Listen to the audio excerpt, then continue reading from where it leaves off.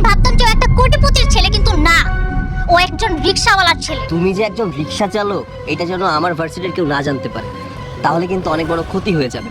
ছি রাফি, তুই একটা রিকশাওয়ালার ছেলে হয়ে এতদিন মিথ্যা বলে আমার সাথে সম্পর্ক করেছিস। রাফি তুই এখানে? রাফি নয়, স্যার বলে বলুন। ভালোই আছে।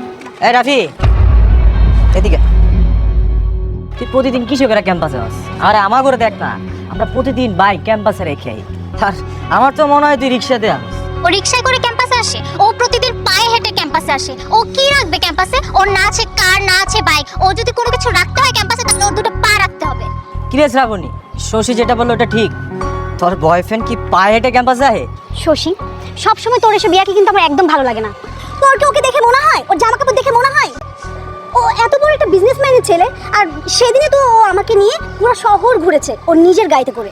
কি ঠিক বলছি না রাফি? শ্রাবণী, তোর হয়তো বা কোনো জায়গায় ভুল হচ্ছে। আমি যদি নিজের চোখে ওকে ওইদিন না দেখতাম, তাহলে আমি নিজেও বিশ্বাস করতাম না যে ও একটা রিকশাওয়ালা ছেলে। আমি এতদিন ভাবতাম যে ও একটা কোটিপতির ছেলে, কিন্তু না, ও একজন রিকশাওয়ালার ছেলে। আর ওর ভাবসাব দেখে মনে হয় যে ও না জানি কত বড় বিজনেসম্যানের ছেলে। তুই কেন ওর সম্পর্কে এসব উল্টোপাল্টা কথা বলছিস আমি কিছুই বুঝতে পারছি না। শ্রাবণী প্লিজ, আমি জানি তুই আমার কথা বিশ্বাস করবি না, তাহলে শোন ওইদিন কি হয়েছে। বাবা, বাহ, তোমার তো 3-4 দিন ধরে আমি পাই না। হ্যাঁ, আচ্ছা, রাত করে বাসায় যাও ইচ্ছা করে, আমার সাথে দেখা না হয় তাই। তোমার আমি কি বলছিলাম বলো তো?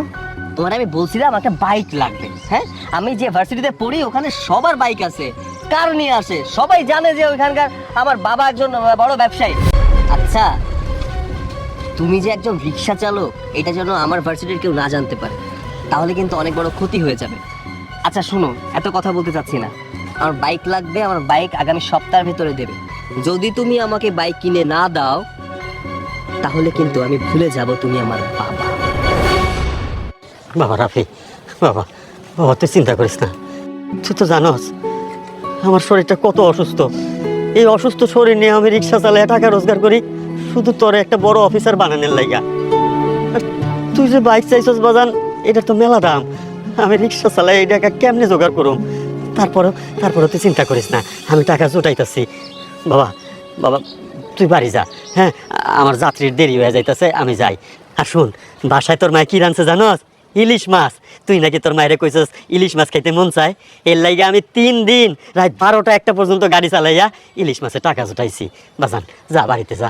হ্যাঁ, খাওয়া পেশাল বাদ দেবে তুমি। হ্যাঁ, সারাক্ষণ শুধু একই কথা, খা খা খা খা। ইলিশ মাছ তোমার কাছে খাইতে চাইছি আমি? হ্যাঁ, মার কাছে বলছিলাম খাইতে ইচ্ছা করছিল, তোমারে বলছি বাইকের কথা, তুমি বাইক কিনে দিবা আমারে। শোনো, আমি তোমার সাথে এত কথা বলতে চাই না, আমার বাইক লাগবে বাস। আগামী সপ্তাহের ভেতরে বাইক কিনে দেবে, না হলে কিন্তু চিরতরে তুমি তোমার ছেলেকে হারাবে, কথাটা মনে রাখো। রাফি, আমার পোলা ভার্সিটিতে পড়ে, অনেক ভালো ছাত্র। ওই ওর বন্ধু বান্ধবরা তো সব বড় লোকের, সবাই গাড়ি মোটর সাইকেল এডি লইয়া আসে। ওর মনটা কেমন লাগে কমা? ওর মনটা যদি ঠিক না করতে পারি, আমার স্বপ্নটা পূরণ হইব না। আমি ওর একজন মস্ত বড় অফিসার হিসাবে দেখতে চাই। মা, আপনার দেরি হয়ে গেল, চলেন। ছি রাফি, তুই একটা রিকশাওয়ালা ছেলে হয়ে এতদিন মিথ্যা বলে আমার সাথে সম্পর্ক করেছিস। কি ভেবেছিলি আমাকে বিয়ে করে আমার বাবা সব সম্পত্তির মালিক হবি? আমি যদি আগে জানতাম তোর সাথে রিলেশন তো দূরের কথা, আমি ফ্রেন্ডশিপও করতাম না। আমার তো ভাবতে ঘৃণা হচ্ছে যে তোর মতো এরকম একটা ছেলের সাথে আমি এতদিন রিলেশন রেখেছি। ছি! চুপ, একদম চুপ। অনেক শুনেছি, আর একটা কথাও শুনতে চাই না। আমার বাবাকে নিয়ে অনেক কথা শুনেছি আমি। এই কি মনে করেছো কি তোমরা? হ্যাঁ, আমার বাবা রিক্সা চালক। হ্যাঁ, আমার বাবা রিক্সা চালক, তো কি হয়েছে? প্রতিদিন রেস্টুরেন্টের বিল কিন্তু এই রিক্সা চালকের ছেলেই দিয়েছে। তোমার কোটিপতি বাবার টাকায় আমি কখনো চলিনি। তোমার গায়ে যে জামাটা দেখতে পাচ্ছি না, এই জামাটাও কিন্তু এই রিক্সা চালকের ছেলের টাকায় কিনা। প্রতিদিন ভিন্ন ভিন্ন জায়গায় ঘুরতে যাওয়ার যে টাকাটা, সেটাও কিন্তু এই রিক্সা চালকের ছেলের টাকায় দেওয়া। আর শশী, আমার বাবা তোর বাবার মতো ঘুষ খায় না। এতদিন তোদের জন্য আমার বাবাকে আমি অপমান করেছি। আমার বাবা কষ্ট করে রিক্সা চালিয়ে উপার্জন করেছে, সেই টাকা এনে তোদেরকে খাইয়েছি। ছি, আমার ভাবতেও কষ্ট হচ্ছে যে তোরা আমার বন্ধু।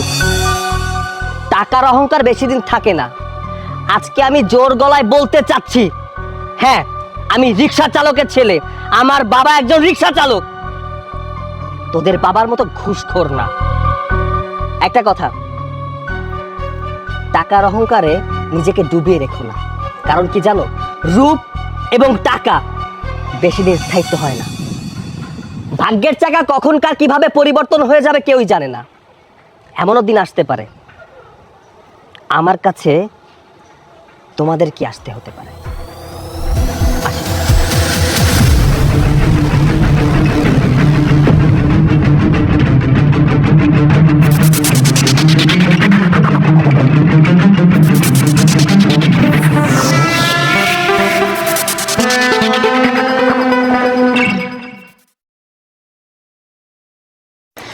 May we coming, sir? Yes, come in.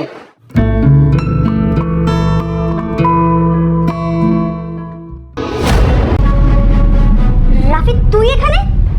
Rafi নয়, স্যার বলে বলুন।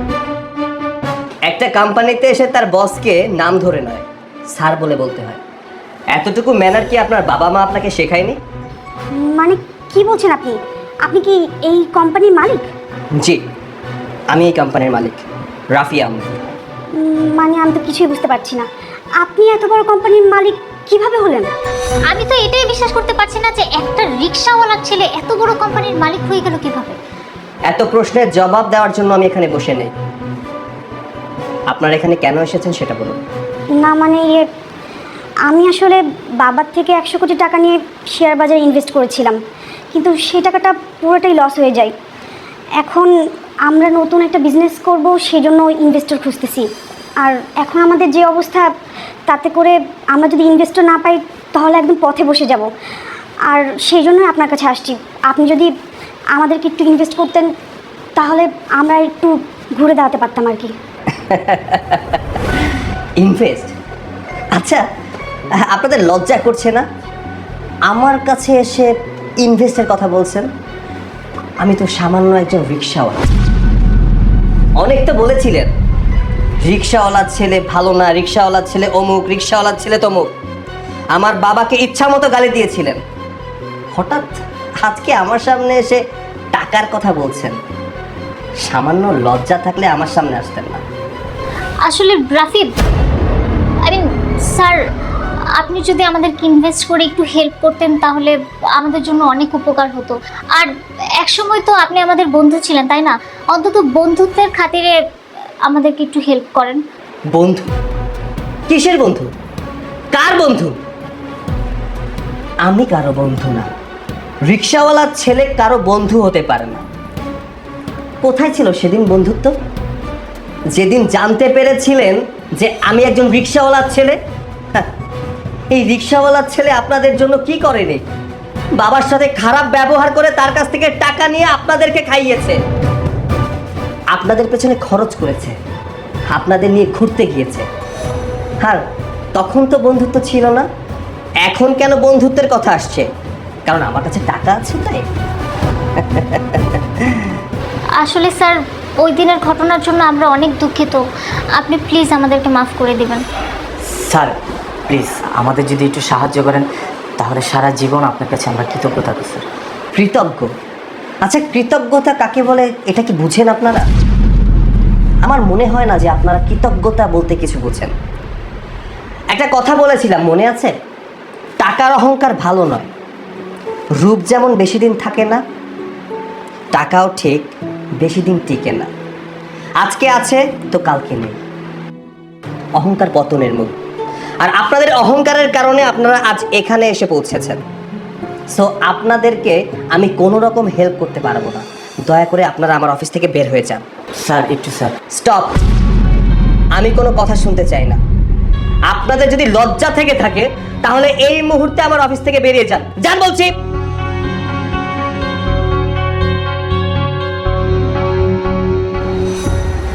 কি ব্যাপার, আপনি এখনো দাঁড়িয়ে আছেন কেন? আপনাকে কি নতুন করে বলতে হবে? না মানে আসলে আমি বলছিলাম কি, একটা সময় তো তুমি আমাকে ভালোবাসতে, আমিও তো তোমাকে ভালোবাসতাম।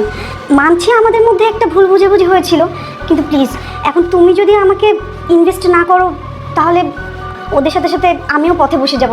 প্লিজ তুমি অ্যাটলিস্ট আমাদেরকে একটু হেল্প করো। ভালোবাসা? আচ্ছা, কোথায় ছিল সেদিন ভালোবাসা? আমি তো তোমাকে অনেক ভালোবাসতাম, মন প্রাণ থেকে ভালোবাসতাম।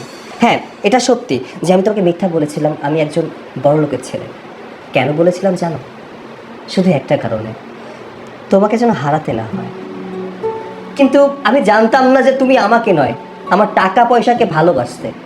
আজ তুমি আমার কাছে ফিরে আসতে চাচ্ছ শুধু একটা কারণে, কারণ আমার কাছে টাকা আছে, আমি যেন ইনভেস্ট করি।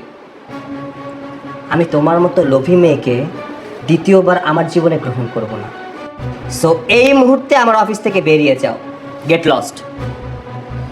কি হলো, দাঁড়িয়ে আছো কেন? Get lost.